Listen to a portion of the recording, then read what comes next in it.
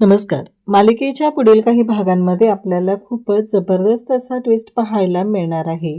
स्वानंदीमुळे समरची त्याच्या आईसोबत भेट होणार आहे आणि हे सगळं आषाढी वारीनिमित्त जो कार्यक्रम ठेवलेला असतो त्या ठिकाणी घडणार आहे आणि ही सगळ्यात मोठी गोष्ट समरसाठी असणार आहे. त्याचवेळी स्वानंदी हे सगळं कशा पद्धतीने करते, नक्की काय होतंय हे आपण डिटेलमध्ये पाहणार आहोत. कारण समरच्या आईबाबांचा फोटो स्वानंदीने पाहिलेला आहे. समर 18 वर्षांचा होता तेव्हाच गाडीचा अपघात झालेला आणि त्याच्यामध्ये समरचे आईबाबा, बहीण आणि त्याचबरोबर त्याचे काका हे एक्सपायर झालेले होते, गेलेले होते. त्यामुळं समर इतके वर्ष झालं या गोष्टीमुळे खरं तर त्रासून गेलेला आहे, त्याला एक दुःख आहे आणि खरं तर त्या बाबतीत एक आनंदाची गोष्ट त्याच्या आयुष्यात घडणार आहे. आणि हे सगळं घडणार आहे ते म्हणजे आपलं घर या ठिकाणी आषाढी वारीनिमित्त ठेवलेला जो कार्यक्रम असतो त्या ठिकाणी हे सगळं घडणार आहे. त्या कार्यक्रमामध्ये समर आणि स्वानंदी दोघंही गेलेले आहेत. स्वानंदीने नऊवारी साडी नेसलेली आहे तर समरने सुद्धा अगदी गांधी टोपी, पांढरा कुर्ता हे सगळं घातलेलं आहे, धोतर नेसलेलं आहे. त्याचबरोबर अंशुमन, आजी, सुश हे सगळे सुद्धा तिथं कार्यक्रमाला पोहोचलेले आहेत. पण पांडुरंगाच्या कृपेने समरची आणि त्याच्या आईची जी भेट होणार आहे ती गोष्ट मात्र खरंच खूप चांगली आहे. तर हे सगळं कशा पद्धतीने होणार आहे ते आपण डिटेलमध्ये पाहणार आहोत. इकडे समरला वाईट वाटत असतं, तो स्वानंदीची समजूत घालत असतो. त्याहीपेक्षा स्वानंदीला जास्त वाईट वाटत आहे की सुश असं कसं म्हणाली की आता आपण बहिणी बहिणी किंवा जावा जावा नाही आहे, तर आता आपण कॉम्पिटिटर आहे.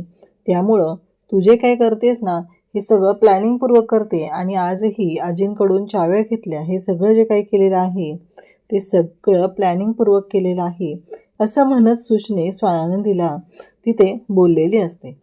पण स्वानंदी मात्र शांतपणे त्यावेळेस ऐकून घेते. ती काहीच बोलत नाही कारण तिला कळतच नसतं की ह्या मुलीला मी कसं समजवू.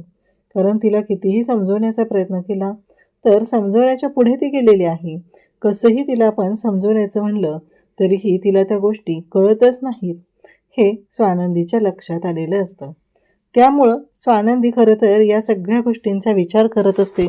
इकडेच बाबांना आता ह्या सगळ्या गोष्टी कळलेल्या असतात की मंदा तिथं गेलेली होती, तिने या पद्धतीने हा सगळा गोंधळ घातलेला आहे. म्हणून बाबासुद्धा तेवढेच चिडलेले असतात.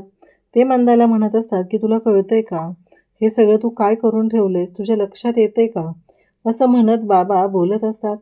तेव्हा मात्र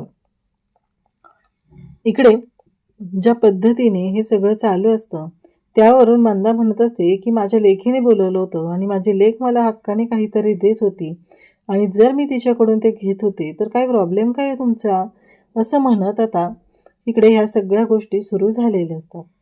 तर ज्या वेळेस हे सगळं घडत आहे त्यावेळेस इकडे समर स्वानंदीला समजवत असतो. समरचं असं म्हणणं असतं की हे बघा स्वानंदी मॅडम, काही झालं तरीही आत्तापर्यंत ज्या गोष्टी घडलेल्या आहेत त्या गोष्टींचा तुम्ही ज्या पद्धतीनं विचार करताय त्याच पद्धतीने विचार मी सुद्धा केलेला आहे, पण तुमच्या लक्षात येत नाही आहे.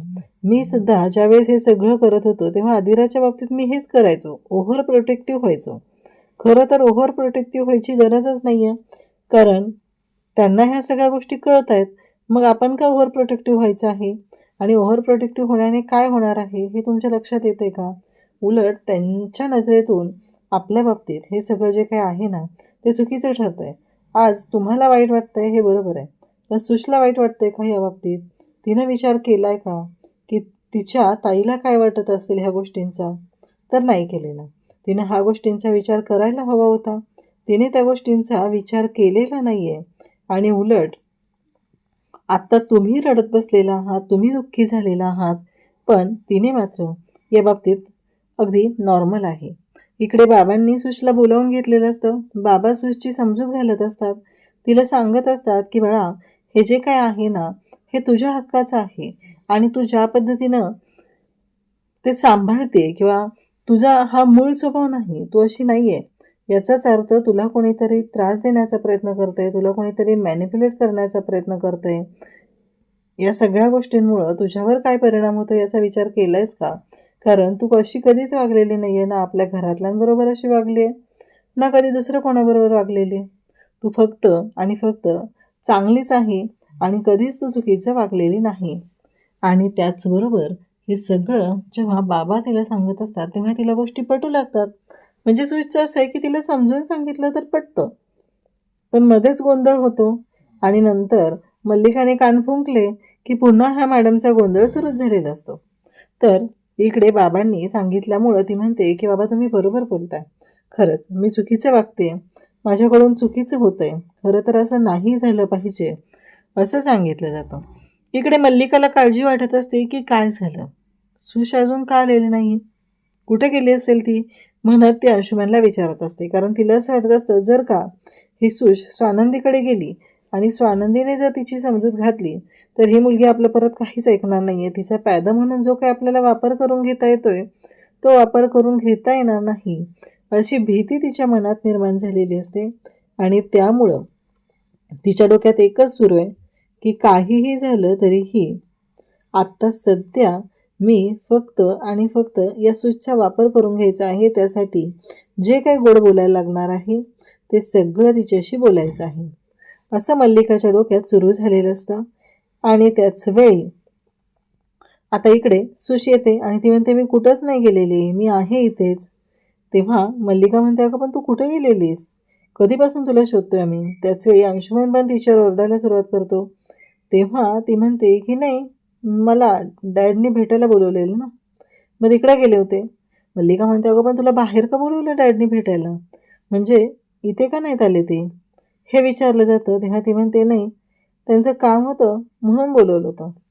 मग आता मल्लिका तिला विचारते काय झालं नक्की, कशामुळे बोलवलं होतं? त्यावरती सुश सांगू लागते की डॅडचं असं म्हणणं आहे की मी जे काही वागते ते चुकीचं वागते. हा माझा मूळ स्वभाव नाही आहे.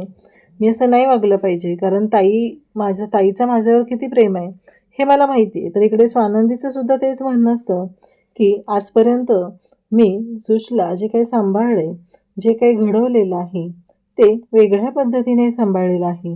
कारण ती जन्माला आली तेव्हापासून मी तिचा सांभाळ केलेला आहे. एवढीशी होती ती, पण आज तिने मला जे काही बोलून गेली त्याच्यामुळे मी हर्ट झाली असं स्वानंदीला वाटत असतं. आणि स्वानंदी त्याच गोष्टीचा विचार करत असते. इकडे समर म्हणत असतो की हे बघा स्वानंदी मॅडम बास झालं. कसं आहे तुम्ही ओव्हर प्रोटेक्टिव्ह होता इथपर्यंत ठीक होतं आणि आता ज्या पद्धतीने विचार करताय ते सुद्धा चुकीचं चाललेलं आहे. एवढं सगळं करायची काहीच गरज नाही आणि तुम्ही काही खाल्लेलं नाही आहे आणि तुमची चिडचिड वाढत चालली आहे असं स्वानंदीला समर समजवत असतो.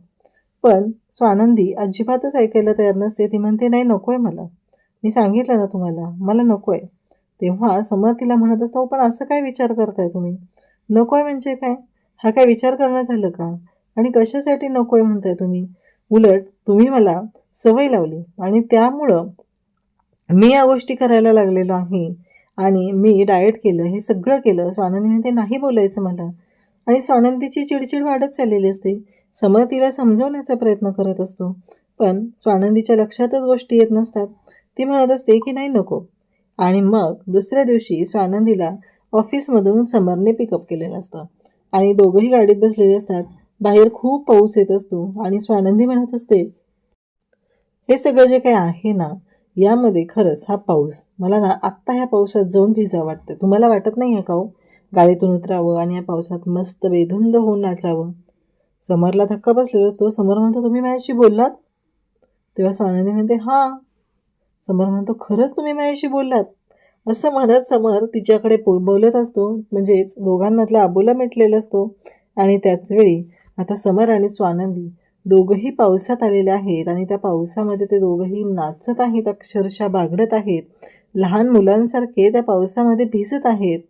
समरने स्वानंदीचा हात पकडलेला आहे. स्वानंदी लाजत असते आणि त्याचवेळी समर स्वानंदीला जवळ घेतो आणि दोघंही या पावसामध्ये खरंच अगदी बेधुंद झालेले असतात आणि त्यांना दोघांनाही छान वाटत असतं. फायनली कुठंतरी ह्या सगळ्या गोष्टी घडत असतात. समर आणि स्वानंदीचं नातं हे वेगळ्याच वळणावर असतं. ते छान फुलू लागलेलं असतं. त्यानंतर स्वानंदी समर घरी येतात आणि त्यांचा दिवस हा खूप छान गेलेला असतो आणि दोघांमधला अबोलासुद्धा मिटलेला असतो.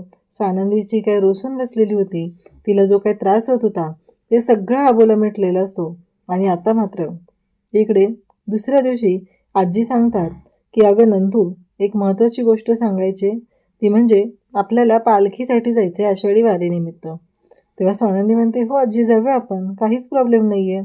आणि त्याचबरोबर इकडे समर, स्वानंदी, आजी, अंशुमन आणि त्याचबरोबर सुश हे सगळेजण आता आपलं घर या संस्थेमध्ये पालखीसाठी आलेले असतात. मल्लिकासुद्धा आलेली असते.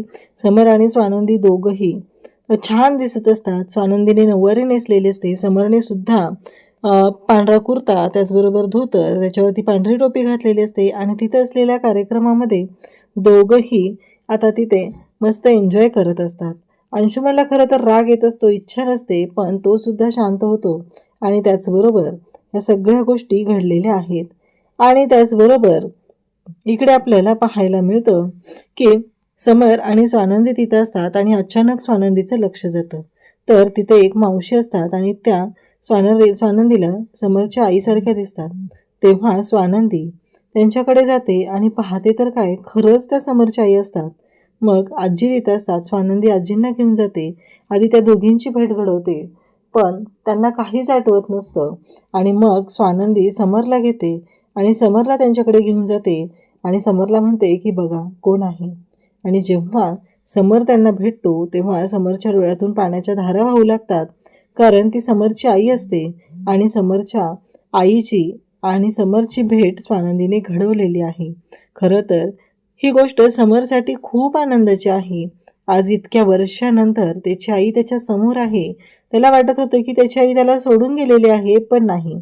आज इतक्या वर्षानंतर त्याच्या आईची आणि त्याची भेट तिने घडवलेली असते आणि त्याची आई खरंच म्हणजे जेव्हा आई आपल्या मुलाला जवळ घेते, जसं तिच्या डोळ्यातून पाण्याच्या धारा वाहू लागतात, तशाच धारा या मावशींच्या डोळ्यातून वाहत असतात. त्यांना माहीत नसतं, त्यांना आठवत नसतं हा आपला मुलगा आहे. एकतर आता समर एवढा मोठा झाला आहे, त्यामुळे ते त्याला ओळखत नाहीत आणि त्याचबरोबर त्यांना मेमरी लॉस झालेला आहे, त्यामुळे त्यांना ह्या गोष्टी आठवत नसतात.